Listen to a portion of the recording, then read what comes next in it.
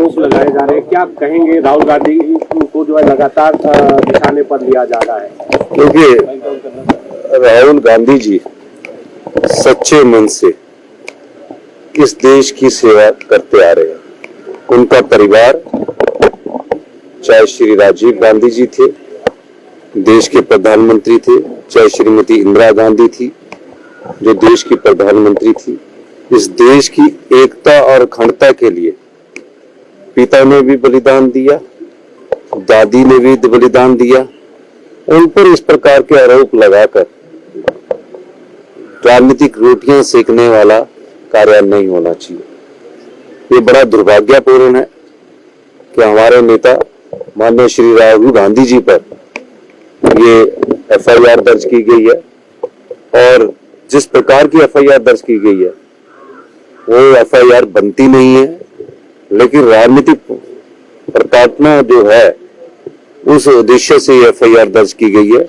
मेरा मानना है, जो परिवार देश के लिए शहीद होते हैं, उन परिवारों के जो बेटे या बच्चे होते हैं, वो हमेशा देश की एकता और अखंडता के लिए आवाज उठाते हैं।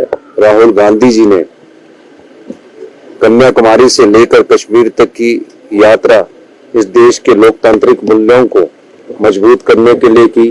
समाज में जो भाईचारे की कुछ कमी आ रही थी, उस भाईचारे को बनाने के लिए उन्होंने ये यात्रा की। यही मैं कहना चाहता हूँ। तो क्या लगता है कि गृह मंत्री की जो स्टेटमेंट की, उससे जो ध्यान भटकाने के लिए राहुल गांधी को टारगेट किया जा रहा है? निश्चित रूप में राजनीतिक में ध्यान बटाना जो है एक राजनीति का प्रमुख है, उससे ध्यान भटकाने के लिए ये कार्रवाई की जा रही है। राहुल गांधी जी विपक्ष के नेता हैं। Sir, camera side please. और विपक्ष के नेता अपने विधायक, अपने संसदीय दल के साथ अगर संसद में प्रवेश करते हैं तो उनका रास्ता रोकना या फिर उनके साथ धक्का मुक्की करना, ये हिंदुस्तान की लोकतांत्रिक मूल्यों के खिलाफ है। और राहुल गांधी जी शिष्टाचार में उनका कोई मुकाबला नहीं कर सकता। इस देश की राजनीति में राहुल गांधी जी का जो शिष्टाचार है, जो व्यवहार है, उन पे कोई उंगली भी नहीं उठा सकता। आक्षेप तो क्या किसी ने करना है। तो इसलिए सारे वीडियोस सामने आ गए हैं। इसलिए केंद्र की सरकार लोकतांत्रिक मूल्यों का हनन करके एक मान्यता प्राप्त विपक्ष को जो है अपने कामकाज करने में बाधा पहुंचा रहा है, खौफ पैदा करने की कोशिश कर रहा है। ये बहुत ही दुखद है, लेकिन कांग्रेस पार्टी लड़ाई लड़ना जानती है।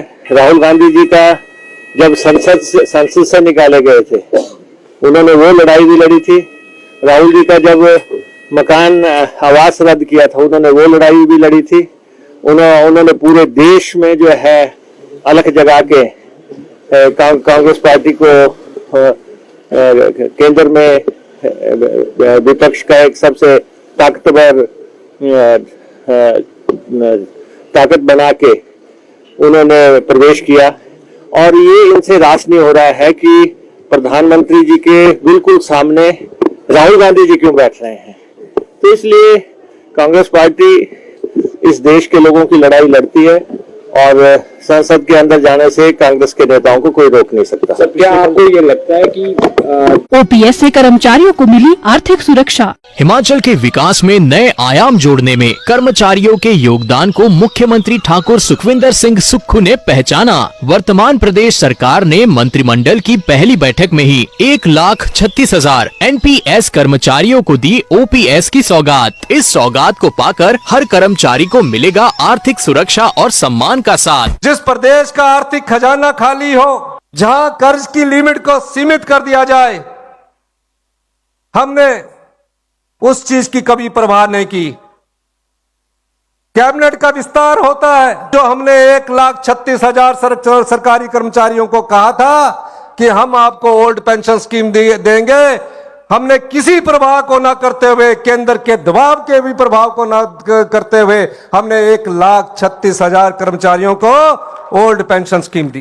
कर्मचारियों के कल्याण के लिए पग पग पर साथ है प्रदेश सरकार। सरकार के साथ को पाकर हर कर्मचारी की पूरी हो रही आस। सूचना एवं जनसंपर्क विभाग, हिमाचल प्रदेश सरकार द्वारा जनहित में जारी।